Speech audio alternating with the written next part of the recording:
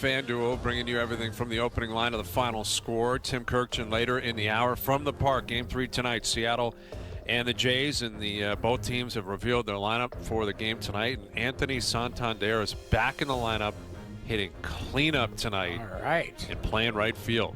So that back must have been fine flying across the country, and they need him tonight. They need someone. You would think a guy with back stiffness and just would get on that bird haze would just be dying. It's just like, sorry, man, I can't even get up in the morning, but he's dialed in. Yeah. Keegan thinks he's close. Your boy Keegan, he's out there.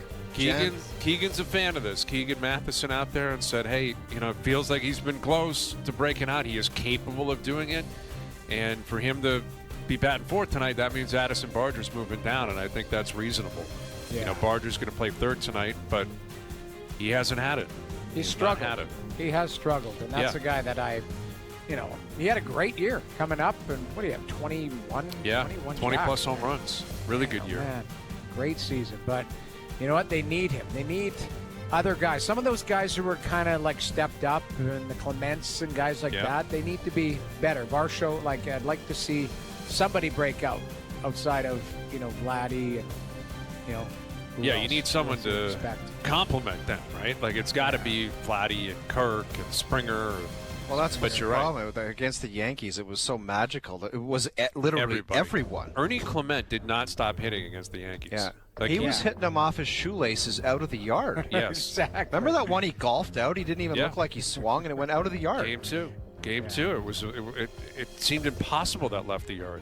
Yeah, and it was like he fanned at it off of his shoestrings, Yep. and he dug it out, and it went yard. I was like, I've never seen that in my life. First runs of the game. It was 2-0 lead, and they never looked back.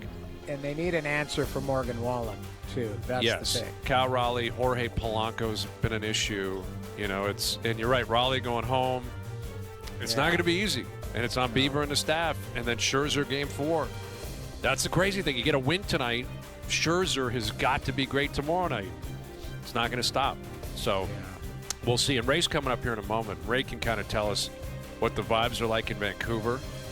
Is it a Jays town? Is it a Mariners town? Oh, yeah. I've got to ask him if he was pandering to his audience when I listened to him the other day and watched him. And he said he was so excited for the Blue Jays to play against Seattle. Oh, yeah. I need to hear that. Ray doesn't get so excited about anything. He's so excited about something. He gets excited about golf. Him Seattle. going to golf, yeah. Right. If he gets to play golf, that would probably excite him. But, I guess he can kind of set the record straight. And that's always a side story, how many Blue Jay fans are going to be there tonight. There were Mariner fans in Toronto.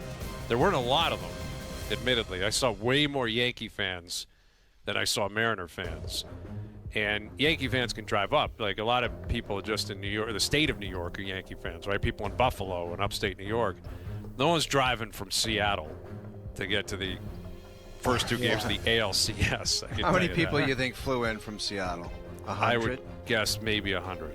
Some probably did. There'd be diehards and people with money and time, and it's a magical run, but very few. That's a haul, man. Seattle to Toronto and vice versa. Yeah, I don't know. You're right. Like, the actual, hey, I'm a diehard Mariners fan, I'm flying. Now, there might be people from Toronto that are Mariners fan that live out there and work out there that came home for the weekend or came home for Thanksgiving. Like valid. That type of It'd be a good crossover. That would be a very good crossover. You're right. But yeah, it's not thousands. It's not Leaf fans going down to the Sabres game type of thing. It's not, that type of stuff. But we will see. I guarantee you there's going to be a big contingent of Vancouver people heading down to Seattle to watch the Blue Jays game. And I heard Ray Ferraro really selling it on his podcast. Ray is excited that the Blue Jays are in the Pacific Northwest. Yeah. And he happens to be on the East Coast. He's in New York. Here he is from ESPN. The Ray and Dregs podcast. There he is, Ray Ferraro. Mr. Vancouver. Mr. Blue Jay. Oh, yeah. How are we feeling about the Jays out in Seattle? I'm a Red Sox guy. Yeah. This is a sad state of affairs in Red Sox Nation.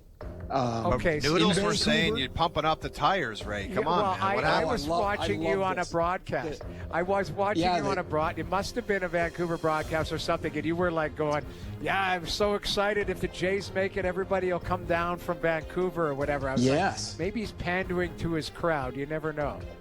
A little bit. Because in Vancouver, like, it's not a guarantee people, if they're baseball fans, are Blue Jay fans. Like, the Mariners are kind of the closest thing we got.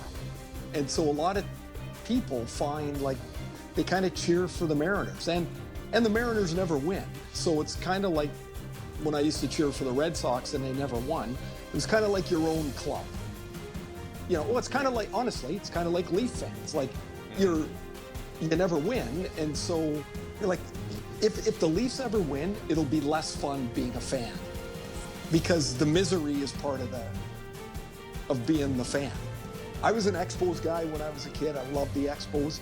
And so the Jays were always my second Canadian team. But I'll tell you, games 1 and 2 didn't go so well for them. So they better get on it. You're not kidding, man. You're not kidding. And you're right about that scar tissue and the community that you feel a part of, because it's just misery and all these different things you've been through. That nobody expects to win. You expect the loss, right? You're like, exactly. How could they do it again? And you're like, oh well, there it is. They'll find a way. They'll find a way. And I mean, it gets. What do they say? It gets late quick, or it gets early quick, whatever. I'm jamming that up. But if you're the it gets late early, Yogi. It gets late early. There it is, Yogi Berra, Yogi Hayes. It gets late early, and if you're the Jays, man, it's getting late early. And the same thing with the Brewers. They got to fly to L.A. and try to figure that out, which will not be any easier. But what about from the NHL's perspective, like in your career? How quick does it have to be, or how quick can it be before you start looking around and thinking, man, I'm starting to panic, whether it's on an individual basis, how you're playing, or from a team standpoint, if the team's not playing so well? Well, I individually, I'd say about 4 or 5 games. Like, if you don't have anything and you're supposed to have something in the total columns, you start looking around and you're like, man, because 5 games, if you think of it, that's a couple of weeks, right? So now you're nearing the end of October, and you're like, wait a minute, I've got 1 assist in 5-7 games. For a team, I think it's 10 games. You can probably have a pretty good indication of what you got. Like, there's some teams that don't have any wins. There's some teams that have won 3 and everybody's high or low. And for me, it's too early for that. But man, there are some alarming signs when in a couple of places, and even though it is early, you're like, oof, that's not a good thing. What the hell you do if there's alarming signs 3 games in, Razor? Like, especially like a team like Buffalo. You are like, sunk. Yeah, 3 games in, and when I think Tage Thompson came out and said, you guys need to relax. Like, if you're a fan, that would be the last thing you would want to hear. 14 or 15 years it's been, and they haven't made the playoffs, and he says that. It would be crazy. So, I mean, I guess what else are they going to say? But there's also been, like, Alex Tuck and Thompson have said, we got to figure this out. They're not talking about so they can win more. They're like, guys' careers melt away fast. And pretty soon you're in a place for, especially when you're a really good player, when you're, a guy that's just in the league, like, man, you'll play anywhere. Like, I was thrilled to play in Atlanta the last 3 years of my career. We got our teeth kicked in. I was just happy to be in the league, right? But those guys, they're looking and go, wait a minute, I could play on a really good team. I could be on a team that plays in a way different space than the Sabres. I look at Buffalo and I did some interview like at the start of the year, and I said my biggest fear or concern in Buffalo is I don't know what they're supposed to be. Like, you might think you're a physical team and maybe not quite be good enough at it, or a scoring team but not quite good enough at it. Well, like, what are the Sabres supposed to be? And I think that's, after this many years, that's the biggest problem. And so if they're all this fire Kevin Adams stuff. So say you fire him and you bring in a new guy, the first thing they have to do is identify what the hell they have there and what are they trying to be. Because but that's 5 times over. For the life of me, I can't tell you. Like, what are they? Yeah, their collection. They've got some good players, but you're right. There's a culture and no identity, Ray. That's the biggest challenge. And I think you did the New York game last night against Edmonton, right? Like, what are the That Oh team's no, been I was in Wash. I was in you did Wash. the I've got Wash. Edmonton the next one. I did New York opening night. They're a team in the middle in a lot of ways. Like they've got two lines that can score. Two lines that can score, and two lines that will never score. They've got some older players, no middle, and some younger players. You know, so like it seems like they're trying to step into where the young guys take a bigger chunk of the team, except all their better players are their older guys. They're an older team. And the young guys, they sent them all to the American League, which is probably the right spot.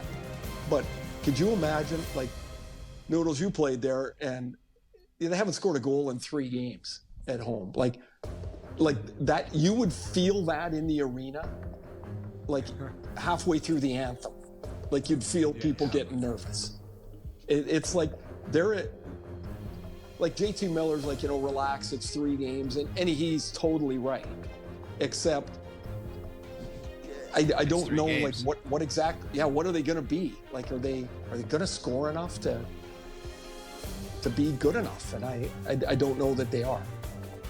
Well, on an individual basis, Elias Pettersson, I guess, came out today and say, I got to take some ownership for my slow start. Speaking of his slow start, he's got 1 assist, and they're panicking Vancouver. Yeah. I've picked up on that people aren't sure where Adam Foote's going with his team and what's going to happen. And like with Pettersson, we've talked about him so many times over the years, the 3 of us and the 4 of us when you join us, Ray. And I'm getting concerned from afar of like whether or not this guy can get out of the rut. And you see him up close, and you know the market, you know how they feel about him. Like, give us the glass half full, glass half empty approach to him on why you think he could return back to stardom, superstardom, or why maybe this is who he's going to be, and if so, that's going to be serious trouble for Vancouver. Well, if this is who he's going to be, they've got enormous problems because he's their highest paid guy. They're not strong in the middle of the ice. He has to be their best centerman. And if this is how he can play, then like they're sunk. I mean, like how are you going to work around that? The glass half full is that he's healthy and he was really engaged and skated quite well in training camp. It's like the game overwhelms him right now at times. And I'm really like, it's not like he had a 50-point year and you're like, oh, maybe he could get to 70. He had a 90-point year. Like, where did it go? 100-point year one time?